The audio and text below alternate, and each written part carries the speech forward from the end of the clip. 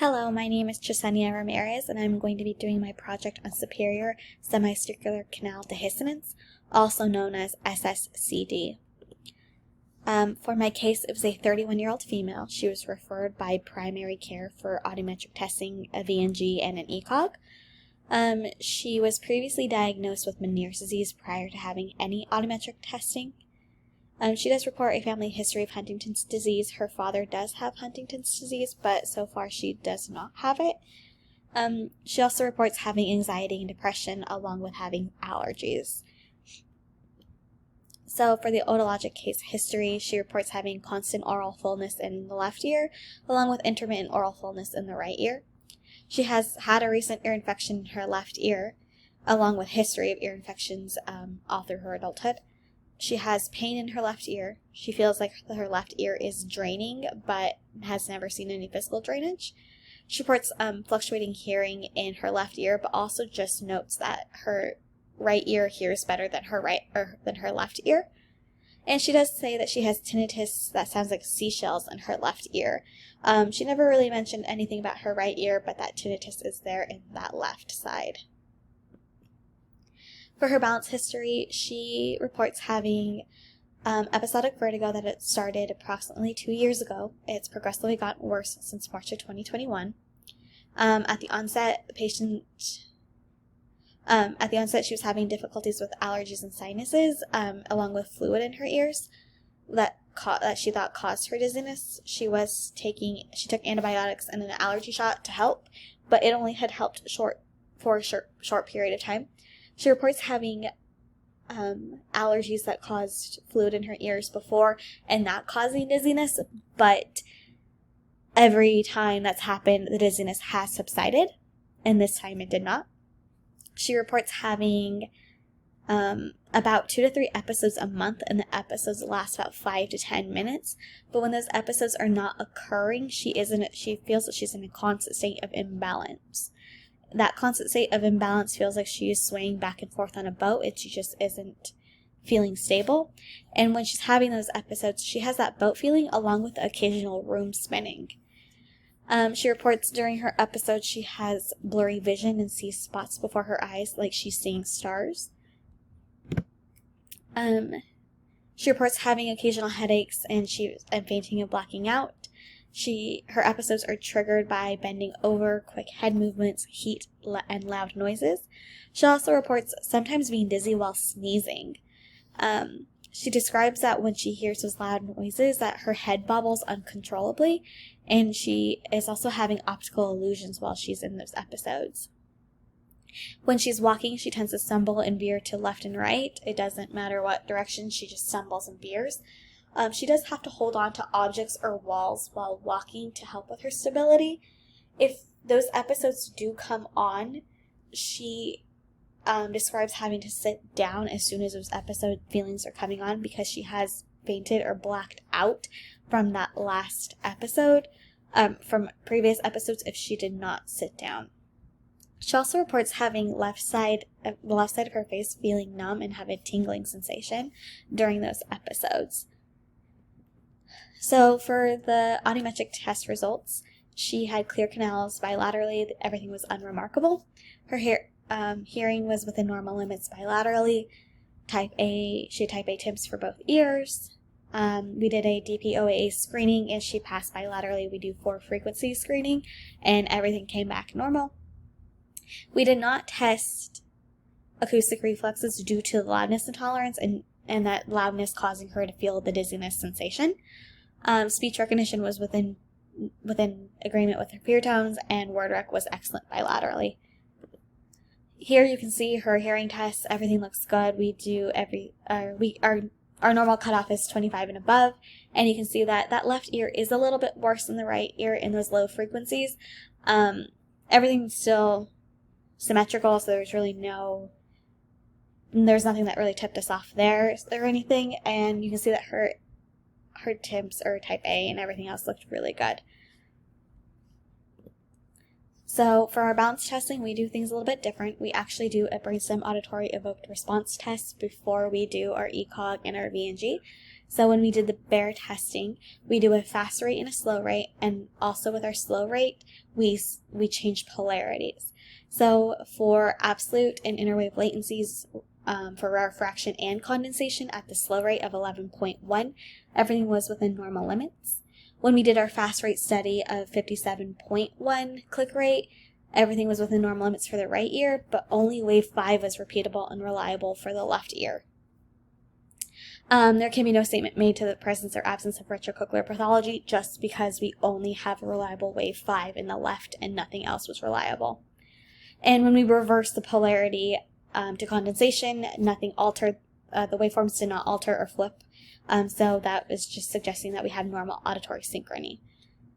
We would like to note that during the testing, when we tested the left side of her face, she had facial twitching present, and it caused, she was in a little bit of pain while doing the testing, but mostly there was an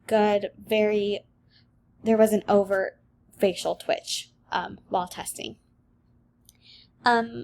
During ECOG revealed to be within normal limits bilaterally, and this suggests that there was no active endolymphatic hydrops, so she is not an active Meniere's disease. If she was. So for the VNG, she had a positive vertebral artery stroke screening, so she did not pass the VAST. We did not find any nystagmus in gaze position or spontaneous testing. Her saccades and smooth pursuit was within normal limits. Her OPK revealed abnormally low gain on the right side, and normal gain on the left.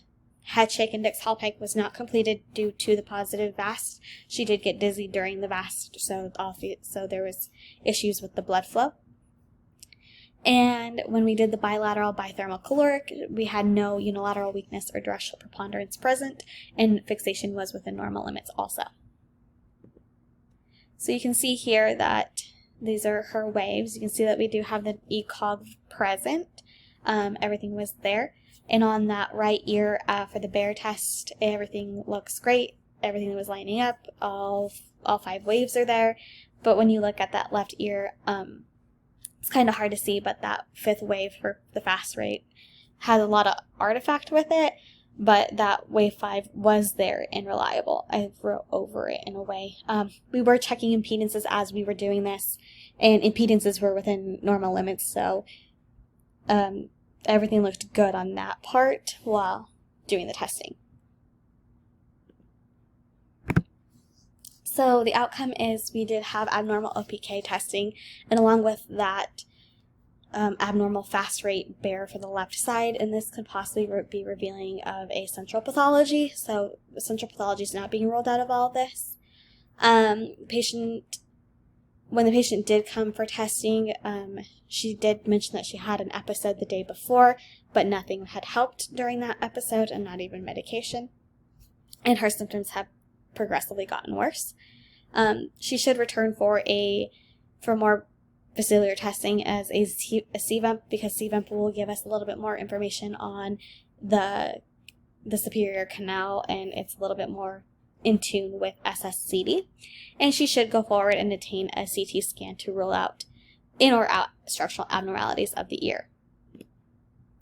The treatment we decided for her was to attend physical therapy for that muscle strengthening and to learn how to cope with her dizziness, due to the fact that she is living her life in fear and it causing more anxiety.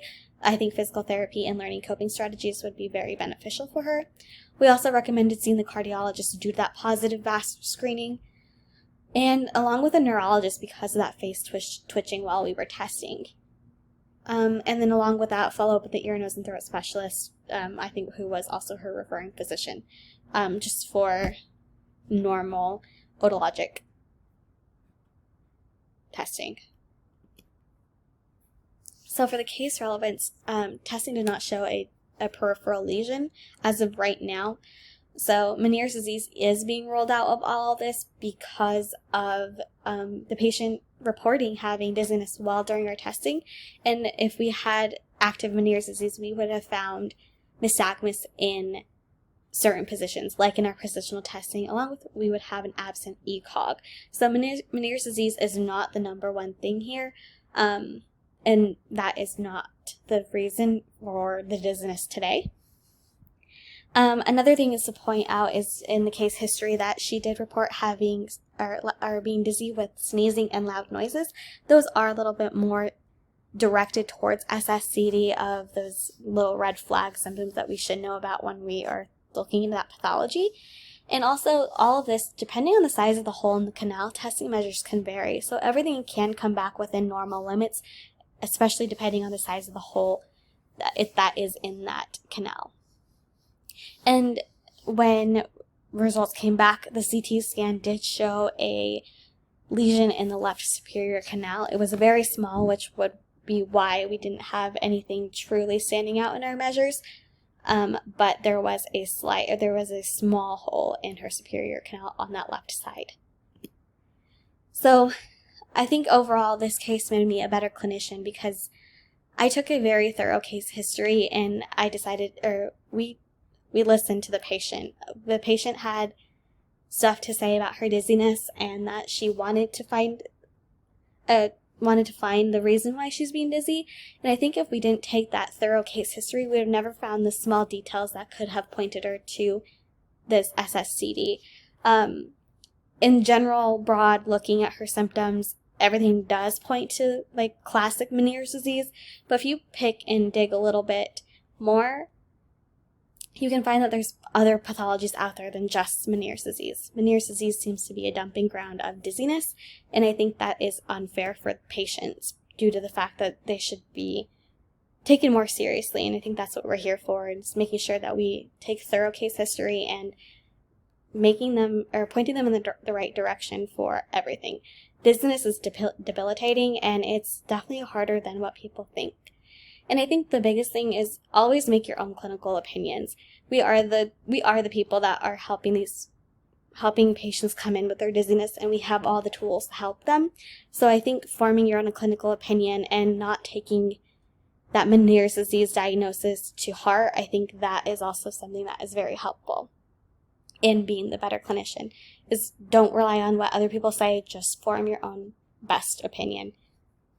And I think that is everything. So thank you for listening, and please let me know if you have any more questions.